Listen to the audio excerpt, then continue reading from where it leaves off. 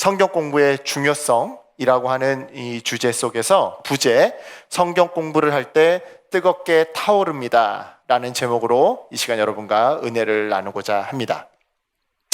먼저 서론입니다. 하나님의 말씀에는 능력이 있습니다. 하나님의 말씀에는 능력이 있다. 특별히 이사야서 55장 8절로 11절은요 하나님의 말씀에 능력이 있음을 한 폭의 그림처럼 묘사해주고 있는데요, 우리 이 이사야서 55장 8절로 11절을 좀 부분 나눠보시면서 하나님의 말씀에 능력이 있다라는 사실을 한번 점검해 보도록 하겠습니다. 먼저 55장 8절로 9절까지 말씀인데요, 이는 내 생각이 너희의 생각과 다르며 내 길은 너희의 길과 다름이니라. 여호와의 말씀이니라. 이는 하늘이 땅보다 높음같이 내 길은 너희의 길보다 높으며 내 생각은 너희의 생각보다 높음이니라. 아멘. 지금 보시면 하나님의 생각이 등장합니다. 그리고 하나님의 길이 등장하죠. 그리고 또 여기 보시면 하나님의 길이 등장하고요, 그리고 하나님의 생각이라고 하는 단어가 등장합니다. 하나님의 말씀은요, 하나님의 생각과 하나님의 길, 하나님의 생각과 하나님의 길이 표현된 것이라고 지금 8절부터 9절은 증거하고 있습니다. 즉 정리해보자면 말씀은 표현이라는 겁니다. 어떤 표현인가요? 하나님의 생각과 하나님의 길이 담겨 있는 표현이라는 것이죠. 이때의 이 생각은요, 하나님의 의도, 동기 또는 목적이라고 이해하면 좋습니다. 그리고 이 하나님의 길은 이 목적, 이 의도를 이루시는 방법이라고 우리가 이해하면 좋죠. 정리하자면 성경 말씀, 하나님의 말씀에는 하나님의 뜻, 의도가 담겨 있고요, 그 뜻을 이루시는 하나님의 방법이 기록되어 있다는 것입니다.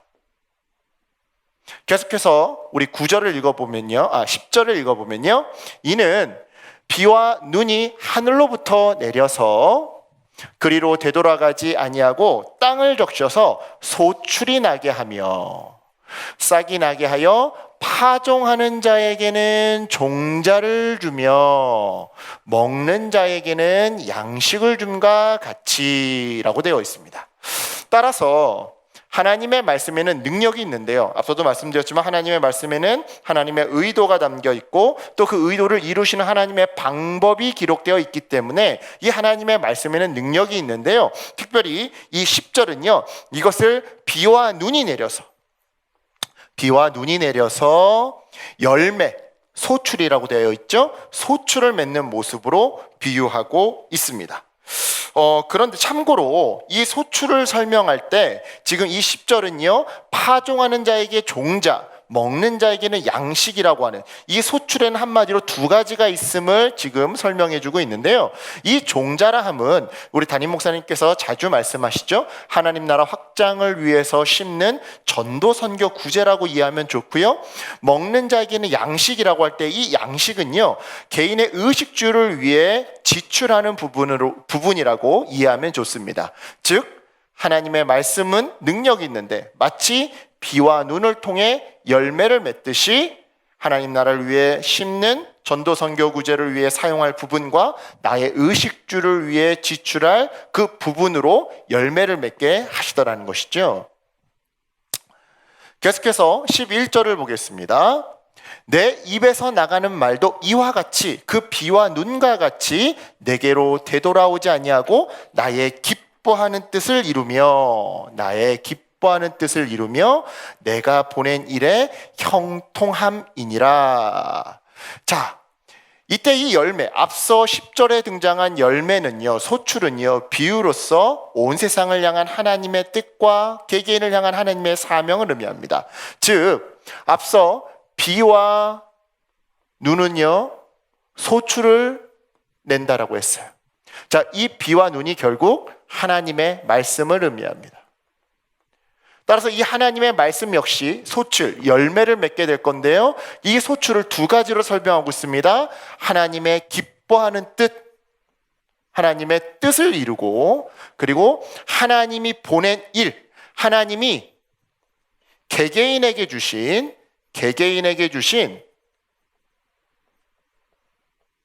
그 사명을 성취하신다라는 것이죠.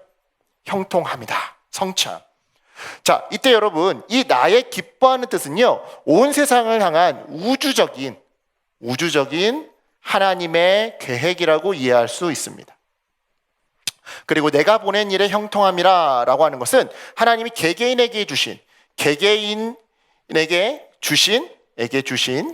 향한 하나님의 계획이라고 이해할 수가 있죠. 마치 비와 눈은요, 열매를 맺듯이 하나님의 말씀은요, 우주적인 하나님의 뜻을 이루고요, 개개인에게 부어주신 하나님의 그 비전을 반드시 성취하십니다. 이 개개인에게 주어주신 하나님이 부어주신 그 하나님의 계획, 이 비전들이 하나하나가, 이 개개인에게 주어진 하나님의 뜻이 하나하나가 이루어질 때 결국 우주적인 하나님의 계획, 하나님의 뜻이 이루어지고 성취되는 것이죠. 이것이 바로 하나님 나라의 완성입니다. 우리가 주기도문에서 기도하는 것처럼 하나님 나라가 저 하늘에서 이루어진 것 같이 이 땅에서도 이루어지는 그 일이 바로 이 개개인에게 부어주신 하나님의 일이 형통하게 성취될 때 완성되는 것이죠. 결국 여러분, 이 이사야서 55장 8절로 11절은요, 하나님의 말씀에는 하나님의 역사하심, 하나님의 능력이 나타나기 마련이라고 우리에게 말해주고 있는 것입니다. 그런데요, 이러한 하나님의 말씀의 능력이 아무에게나 나타나는 것은 아닙니다. 물론 누구에게 말씀의 능력이 나타나는가라고 하는 이 문제는요, 전적인 하나님의 주권입니다. 하지만 일반적인 경우, 그리고 대다수의 경우 말씀의 능력은 말씀을 믿고 받아들이는 자들에게 나타나기 마련이죠. 이런 맥락에서 우리 데살로니가전서 2장 13절을 한번 보도록 하겠습니다. 이러므로 우리가 하나님께 끊임없이 감사함은 너희가 우리에게 들은 바 하나님의 말씀을 받을 때에 사람의 말로 받지 아니하고 하나님의 말씀으로 받음이니 진실로 그러하도다. 이 말씀이 또한 너희 믿는 자 가운데서 역사하느니라. 자, 여러분, 이 앞에 쓰인 받음은요, 영어로 receive입니다. 그리고 이 뒤에 쓰인 이 두 개의 받음은요, 영어로 accept. 죄송합니다. 제가 영어가 짧아서 갑자기 영어 단어가 잘 생각이 안 나네요. 자, 여러분, 똑같이 우리말 성경으로 받음이라고 되어 있지만 여기서의 받음은 영어로 receive이고요. 영어 성경 NIV 성경을 보시면요, 여기서의 이 두 개의 받음은요, offset라고 번역되어 있습니다. 이 두 개의 차이는 뭘까요? 자, 우리가 receive, 배구를 보면 스파이크를 리시브했다라는 이런 이 해설자의 말을 자주 듣곤 합니다. 리시브는요, 그냥 받는 거예요. 그냥 받음. 그냥 받음. 네. 그냥 받음. 익숙치가 않아서 리시브는요, 그냥 받는 것입니다. 그냥 받는 것. 자, 우리가 배구 스파이크 공을 받아낼 때요, 이 받은 공이 튕겨져 나가겠죠. 그러니까 튕겨져 나가도 상관없어요. 일단 받는 것 그 자체가 리시브죠. 하지만 이 뒤에 쓰인 이 받음은요, 아까 전에도 제가 말씀드렸지만 뭐라고요? accept입니다. 즉 수용하는 거죠. 그냥 받는 게 아닙니다. 받고 내 것으로 수용하는 거예요. 다시 말씀드리지만 이 리시브는요, 내가 받아서 튕겨나가도 상관없어요. 일단 받는 거에만 집중되어 있죠. 하지만 이 업세트는요, 받고 내 것으로 수용하는 겁니다. 차이가 있죠. 자, 여러분, 받음이란, 이때 이 수용한다라는 의미의 받음이란 단순히 믿음에서 멈추지 않고 끊임없이 공부하며 공부한 대로 내가 몸소 실천하는 것을 의미합니다. 그런데 그 받을 때에 그 가운데서 역사한다라는 것이죠. 즉 말씀을 공부하고 공부한 대로 실천하는 자에게, 즉 받는 자에게, 어세트하는 자에게 말씀의 능력이 나타난다는 것입니다. 이런 의미에서 성경 공부의 중요성에 대해서 우리가 하나하나 좀 짚어가면서 배워보도록 하겠습니다. 먼저 첫 번째, 성경 공부를 해야 하는 이유에 대해서 우리가 한번 살펴보도록 하겠습니다. 성경 공부를 해야 하는 첫 번째 이유는요, 성경 그 자체가 하나님의 영감으로 기록되어 있기 때문입니다. 하나님의 영감으로 기록되어 있기 때문이다. 자, 베드로후서 1장 21절 말씀인데요, 예언은 언제든지 사람의 뜻으로 낸 것이 아니요 오직 성령의 감동하심을 받은 사람들이 하나님께 받아 말한 것임이라. 성경은요 1차적으로는요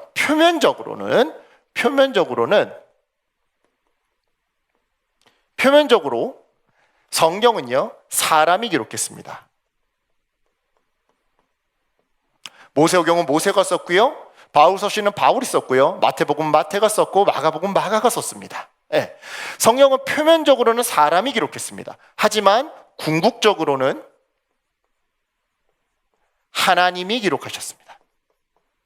자, 보시면 성령의 감동, 다른 말로 하나님의 영감으로 기록되었다라는 뜻인데요, 이 영감에는요 방법에 있어서는 기계적 영감설, 역동적 영감설, 유기적 영감설, 그리고 그 범위에 있어서는 사상 영감, 그리고 부분 영감, 그리고 완전 축자 영감, 이렇게 좀 복잡한 분류들이 있습니다.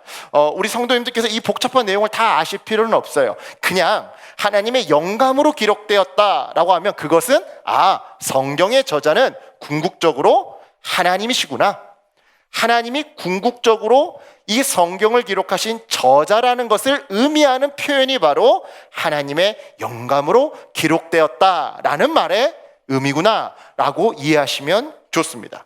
자, 다시 말씀드리지만 성경의 궁극적인 저자는 하나님이십니다. 그런데요, 이 하나님은요 만물을 창조하신 창조주이시고요, 우리를 구원하신 구세주예요. 다른 말로 우리 인생의 권위자라는 것이죠. 우리 인생을 창조하셨고요, 또 다른 길로, 사망의 길로 가는 우리 인생을 바른 길로 인도해 주신, 구원해 주신 분이에요. 따라서 권위자라는 거죠. 권위자. 우리가 몸이 아프면요 의술의 권위자에게 찾아갑니다. 그렇죠? 뭔가 물건이 자동차가 고장나면 자동차 수리의 권위자에게 찾아가죠. 마찬가지로 우리 인생의 기준도요 이 권위자에게 찾아가서 그 권위자의 처방전에 우리가 기준을 둬야 하는 법입니다. 이 권위자의 처방전이 어떤 의미에서는 성경 말씀이 되는 것이죠. 이어서 성경 공부를 해야 하는 두 번째 이유는요, 성경은 예수님을 알려주기 때문입니다. 자, 에베소서 4장 13절 말씀인데요, 우리가 다 하나님의 아들을 믿는 것과 아는 일에 하나가 되어, 지금 보시면 우리가 하나님의 아들 예수 그리스도를 믿는 것과 아는 일에 하나가 되어 온전한 사람을 이루어 그리스도의 장성한 분량이 충만한 데까지 이르리니 라고 이 에베소서가 지금 증언하고 있습니다. 여러분, 구원은요, 여러분 지난주 우리 로마서 담임 목사님의 강의를 들으셔서 기억하시겠지만 구원은요 칭의와 성화와 영화의 과정, 여정입니다. 신앙 여정입니다. 네. 이것을요 다르게 이렇게 표현할 수 있는데요, 칭의의 순간을 우리가 거듭남, 예수 그리스도를 믿고 새로운 피조물로 중생하는 거듭나는 거듭남이라고 이해할 수 있고요, 이 성화는요 영적 성장이라고 이해할 수 있습니다. 그리고 영화, 성화의 완성 영화는요 이 영적 성장이 그리스도의 장성한 분량까지 자라나는 것이라고 이해할 수 있죠. 다시 말씀드립니다. 구원은요 칭의와 성화, 영화의 과정, 여정이에요. 이것을 다르게 표현하자면 영적 새로운 피조물로 신생아로 태어나는 거듭남과 영적인 성장, 그리고 그리스도의 장성한 분량으로 그 성장이 완성되는 것이라고 이해할 수가 있는 것이죠. 결국 구원은요 그리스도의 장성한 분량으로 자라가는 것이라고 우리가 이해하면 좋습니다. 그런데 이 일에 있어서 우리가 아까 전에 읽었던 에베소서 4장 13절은요 예수님을 믿는 것과 믿는 것과 아는 일에 하나가 되라라고 말합니다. 여러분, 여기서 이 아는 일이라고 하는 이 표현에 주목해 보셨으면 좋겠습니다. 여기서 이 아는 일이란 인격적인 암, 헬라어로 기노스코를 의미합니다. 자, 헬라어에서 여러분, 헬라어에서 신약 성경은 헬라어로 기록되어 있죠. 헬라어에서 알다를 의미하는 단어는 두 개가 있습니다. 하나가 기노스코고요. 그리고 또 하나가 바로 오이다라고 하는 단어입니다. 자, 이 오이다는요, 그냥 아는 거예요. 그냥 암. 이 기노스코는요, 관계적인 암입니다. 관계적인 암. 예. 자, 우리가 연예인을 압니다. 우리가 뭐 유명한 배우를 잘 알죠?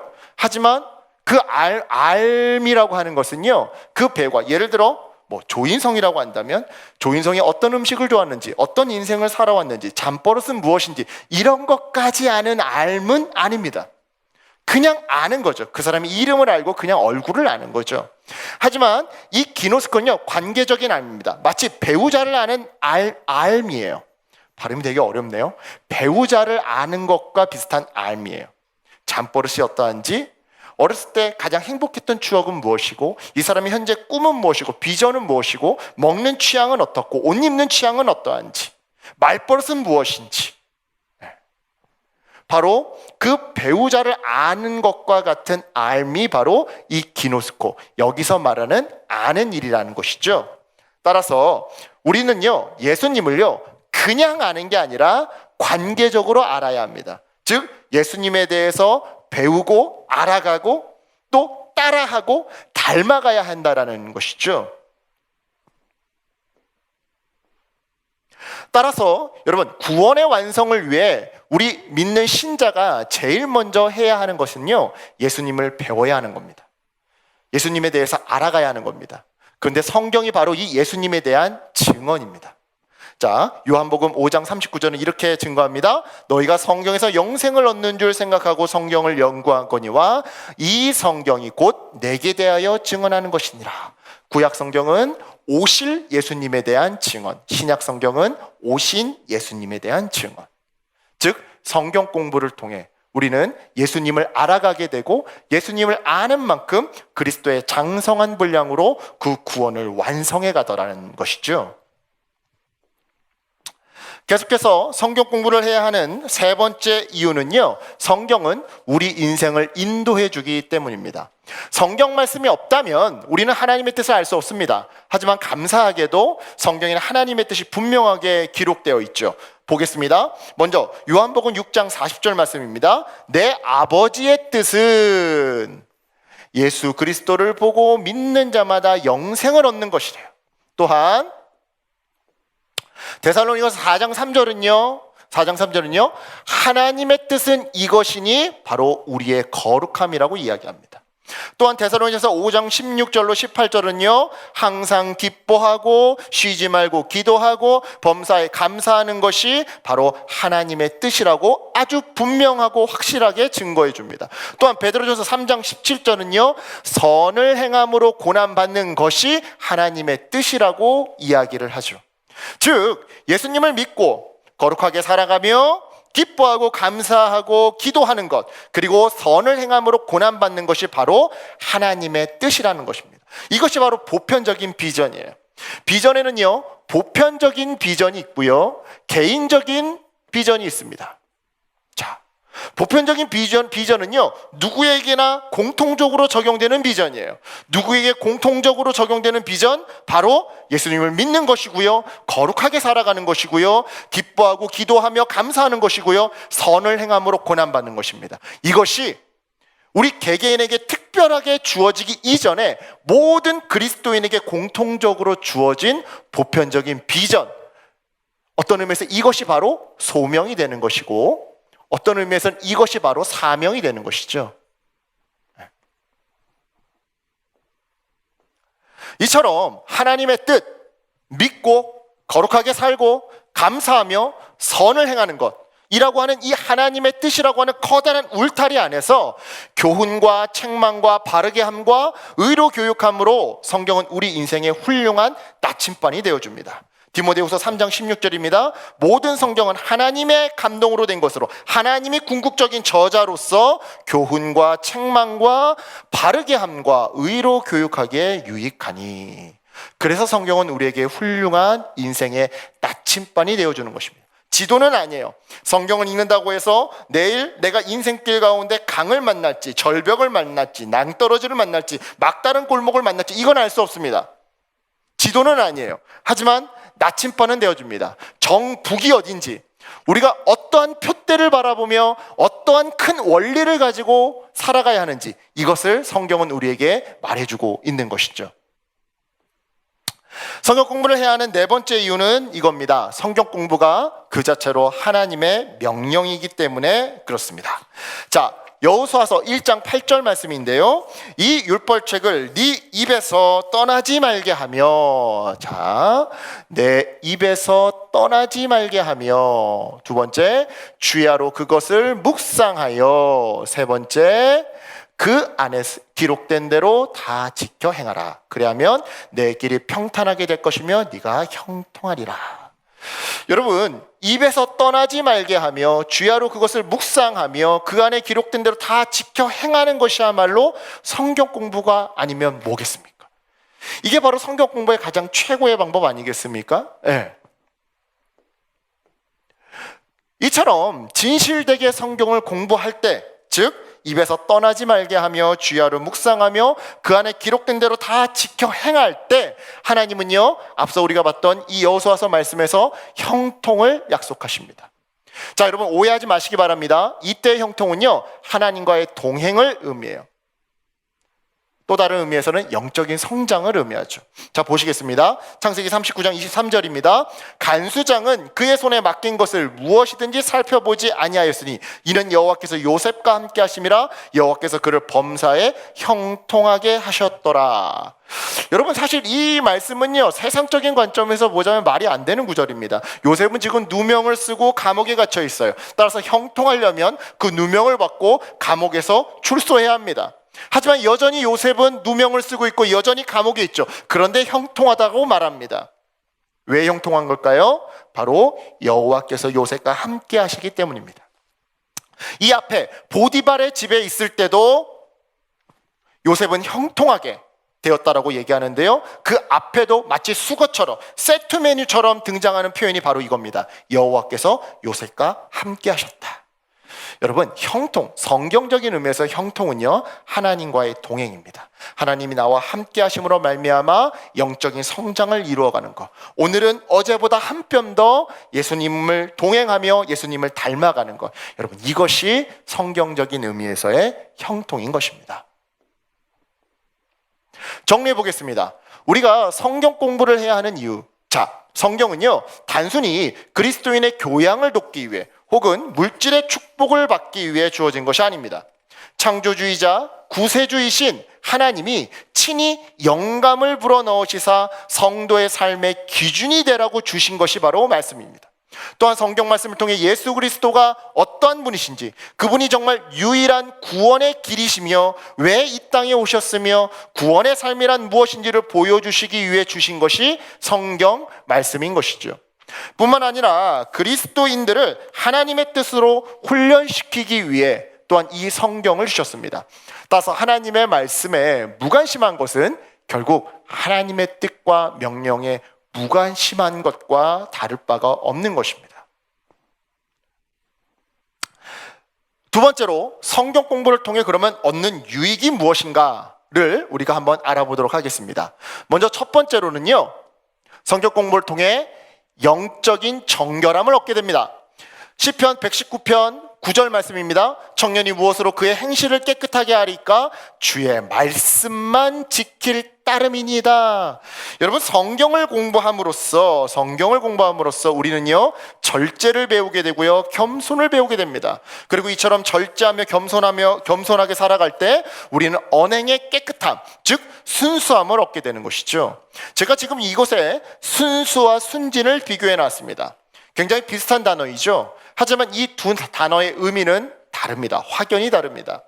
순진은요, 모르기 때문에 깨끗한 거고요, 순수는 알기 때문에 깨끗한 겁니다. 참고로 예수님은요, 너희가 뱀처럼 지혜롭고 비둘기처럼 순결하라고 말씀하셨습니다. 즉, 모르기 때문에 깨끗한 것이 아니라 알기 때문에 깨끗하라고.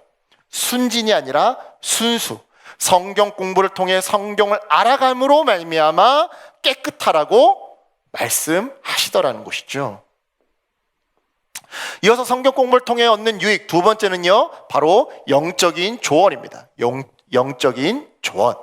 자, 시편 119편 105편 말씀입니다. 주의 말씀은 내 발의 등이요 내 길의 빛이니이다. 여러분 혹시 야간 산행 좋아하십니까? 야간에 등산을 하면요, 이 모자 앞에 작은 랜턴을 하나 부착을 합니다. 왜요? 내 발 앞에 뭐가 있는지 잘 보기 위해서죠. 그리고 저 멀리 길이 어느 방향으로 나 있는지를 보기 위해서죠. 여러분, 중동 지방에서 내 발의 등이다, 내 길의 빛이다 라고 하는 이러한 표현은요, 굉장히 수거적인 표현입니다. 한마디로 중동 사람들이 밤에 외출을 할 때 마치 우리가 오늘날 야간에 산을 탈 때 랜턴을 비추는 것과 같은 그런 등불을 의미하는 표현이 바로 이러한 표현들인 것이죠.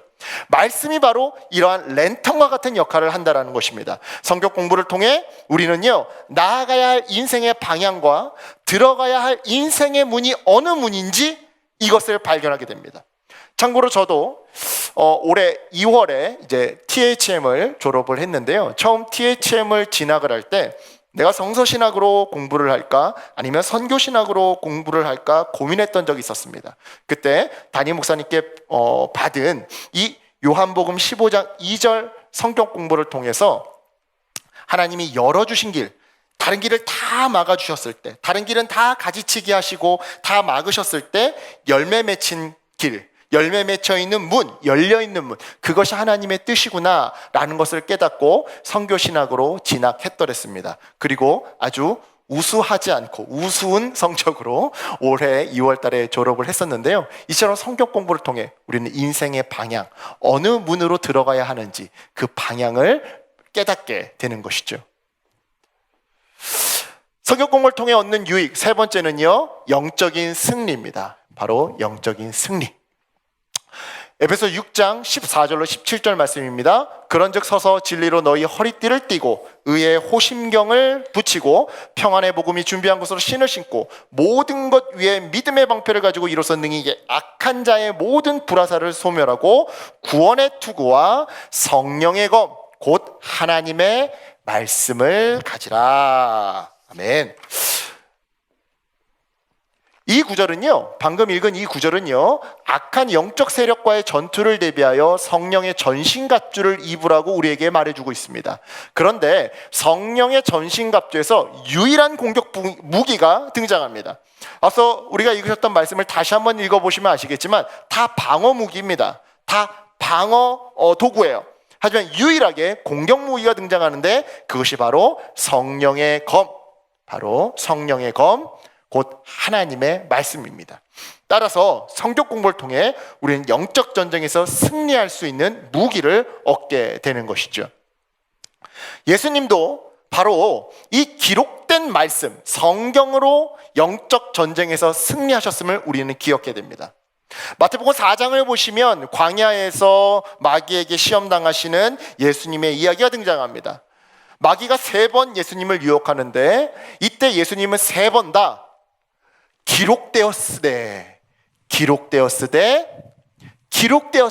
즉 기록된 말씀으로 승리하십니다. 즉 예수님도 성경 말씀을 통해 영적 승리를 얻으셨다라는 것이죠. 따라서 우리도 이 성경을 공부해야 되지 않겠습니까? 네 번째 유익입니다. 네 번째 유익은요, 영적인 성장과 건강입니다. 베드로전서 2장 2절은 이렇게 증거합니다. 갓난아기들 같이 순전하고 신령한 젖을 사모하라. 이는 그로 말미암아 너희로 구원에 이르도록 자라게 하려 함이라. 아멘. 신령한 젖을 사모하라. 여러분, 여기서 이 신령한 젖이라고 하는 표현은요, 성경 말씀을 의미합니다. 우리가 시간상 고린도전서 3장 2절, 히브리서 5장 12절 이 말씀들을 찾아보진 않겠지만 여러분 관심이 있으시면 한번 찾아보셨으면 좋겠습니다. 찾아보시면 이 신령한 젖이란 결국 성경 말씀을 의미한다는 것을 알게 됩니다. 그리고 이때 이 사모하라, 이 사모함은 단순한 읽기를 뛰어넘어 공부를 의미한다라고도 우리가 해석할 수가 있죠. 즉 성경 말씀을 공부함으로 우리는 구원에 이르도록 자라게 되는 겁니다. 마치 영유아와 같은 우리의 믿음이 유소년기, 청소년기, 그리고 청년기를 거쳐서 그리스도의 장성한 분량, 이게 아까 전에 제가 말씀드렸지만 바로 구원의 완성, 성화의 완성, 영화라고 말씀드렸죠. 그리스도의 장성한 분량에 도달하게 되는 것이죠. 바로 이 성경 공부를 통해서 말입니다. 자, 성경 공부를 통해 그럼 얻는 유익, 이것을 다시 한번 좀 정리해 보도록 하겠습니다. 이처럼 성경 공부는요, 우리가 범죄하지 않게 도와줌으로 영적인 정결을 이루게 하고요, 교훈과 책망과 바르게 함과 의로 교육함을 통해 영적인 조언을 해줍니다. 또한 좌우의 날선 어떤 검보다도 예리하여서 마귀와의 전투에서 영적인 승리를 얻게 해주고요, 영적인 영양실조에 빠지지 않도록 영적인 성장, 영적인 건강까지 공급해 줍니다. 따라서 성경 공부를 하지 않을 때, 그럼 반대로 생각해 보면 좋습니다. 성경 공부를 하지 않을 때 우리의 행실은 순수함을 잃고 불법과 거짓을 일삼기가 쉬워지고요, 또한 선택의 순간 삶의 방향을 잃은 채 방황하기가 쉽습니다. 마귀의 유혹과 육체의 소욕에 넘어가기 쉽고요, 무엇보다 영적으로 무력하고 메마르며 혼미해지기가 쉽죠. 따라서 여러분은 어떻습니까? 상황이 이 정도라면 우리가 성경 더 깊게 공부해야 하지 않겠습니까? 결론입니다. 성경 공부를 할 때 뜨겁게 타오릅니다. 지금까지 우리는요, 성경 공부를 해야 하는 4가지 이유, 하나님이 기록하신 하나님의 말씀이다.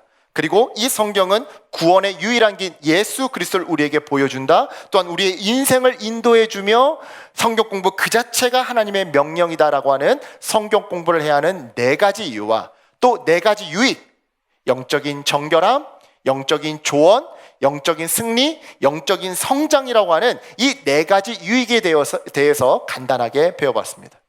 이제 끝으로 제가 결혼 생활을 빗대어서 성경을 제대로 공부할 때 나타나는 현상을 말씀드리고 이제 마치도록 하겠습니다.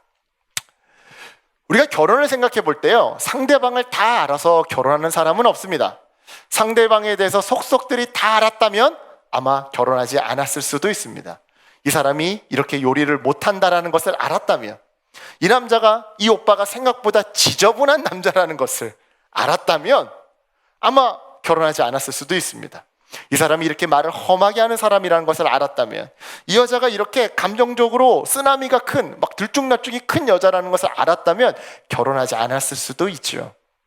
우리는 대부분 상대방에서 속속들이 알기보다 불타는 감정으로 결혼하는 경우가 많습니다.